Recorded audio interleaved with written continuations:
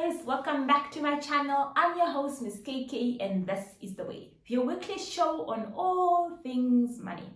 On this show, we get to dissect topics related to personal, family and business finances, and our hope is that by the time we get to the end of the series, you'll be better equipped to make sound financial decisions. If you're new here, thank you very much for passing by. Really appreciate to have you. And please consider clicking the subscription button in the comment below so that you can be notified every time we're uploading a video. And if you're already a subscriber, thank you so much. Your continued interaction is highly appreciated. All right, today we are continuing with our series in personal finances. And Monday we spoke about soft loans, and yesterday we covered a little bit about using the right bank account for the right things. And today we are going to be touching on the concept of learning to say no financially. You know, a lot of people are in bad financial situations because they were shy to say no or ashamed to say no when it was really not in their means to, or when they really didn't have the money, or they didn't need whatever they were buying at the time. So what I've actually noticed that learning to say financial no is a lot difficult for people that are perceived to have certain income levels. For example, if everyone knows CAs make this amount of money, and when they offer you something, they feel like because you are a CA, you ought to have money, and therefore you can't say no on the basis that you don't have the money. So we feel this inner pressure to live up to this expectation, and most of the time we end up saying yes to things we should technically be saying no. So one of the instances that I've noticed is so easy for a lot of people to get trapped by is when people are called by financial advisors and people that sell policies and investment products, etc. So personally, I've had two encounters with this situation where I've actually learned to say no in one instance.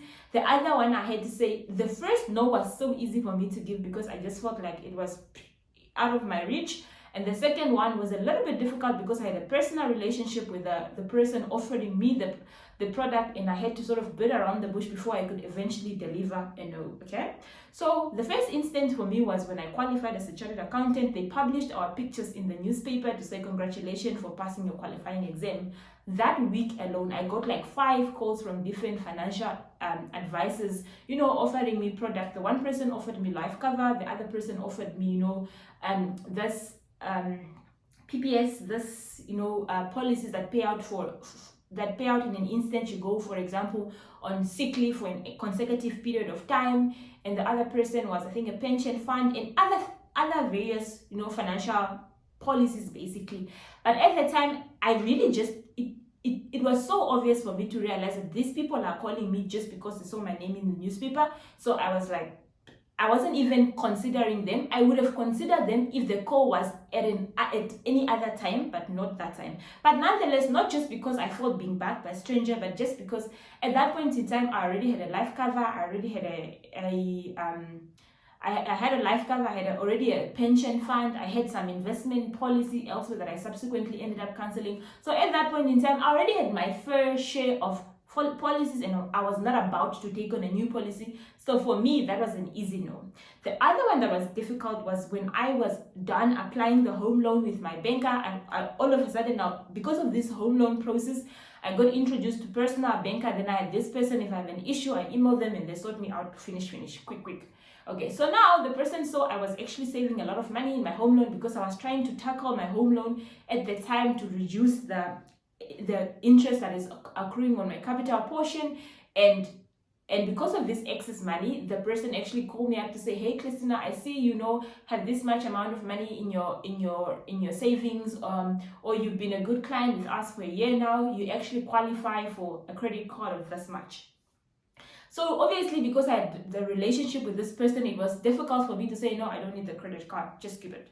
So it was very difficult at first. So I had to beat around the bush and say, you know what, I'm going to think about it and revert back to you. I always tell people I will revert back to you so that I can give myself time to process and also avoid impulsive decision, and it also increases your chance of making the wrong decision if you like making decisions in the moment. That's number one.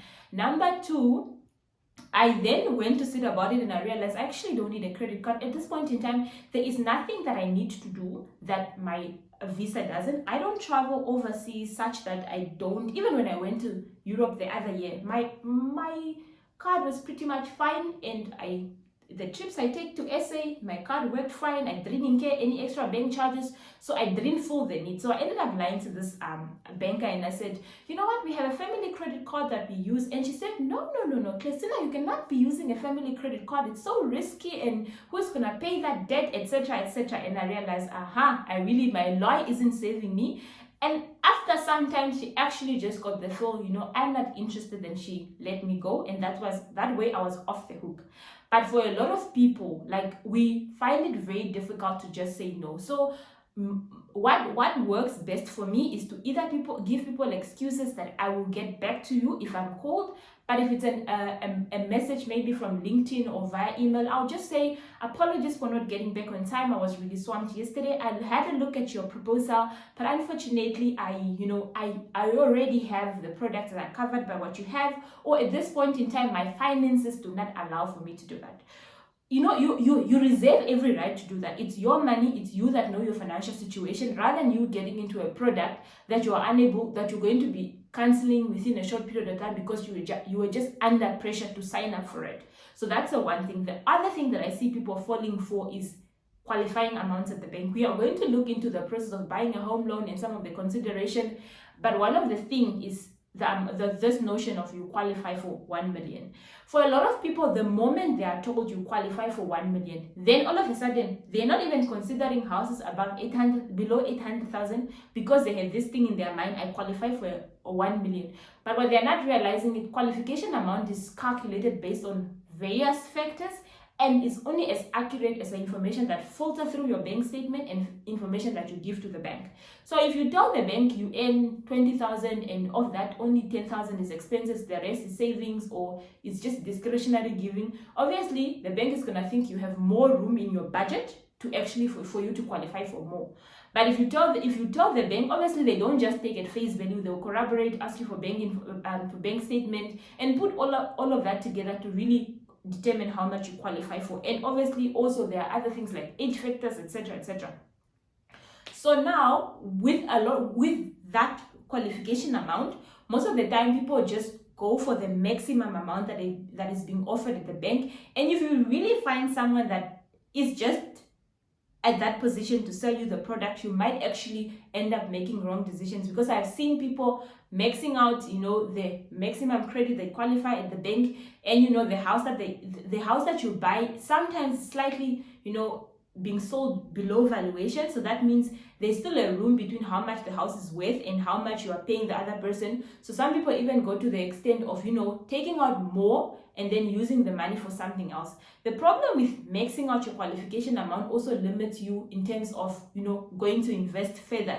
So just because someone tells you you qualify for 1 million, it doesn't mean you must buy the house for 1 million. You can say, you know what, I know I qualify for this, but at this moment in time, my price range was really just 600. So can I just take the 600 instead of the 1 million? So don't accept just because you qualify. Interrogate and see if you really afford that much qualification and the premium of that qualification amount. Then you can decide, for yourself. So really, that's all I wanted to bring. Some of the instances that I find people commonly saying yes when they technically mean no, and they have to go and deal with the consequences. And unfortunately, when you go and deal with the consequences, you are by yourself.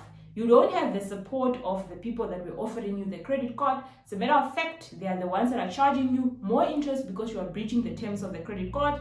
You don't have the people of, that sold you the house when you are trying to enjoy rates and taxes, because the house you bought is now in a little bit of a higher neighborhood, and the rates and taxes in that neighborhood are very high. So that's all I'm trying to say. Contextualize your decision and be comfortable. When you say yes, you really mean financially yes, and when you say no, you are comfortable and you are at peace of mind that what you are doing is in the best interest of your pocket. So that's all I had to say from today's discussion.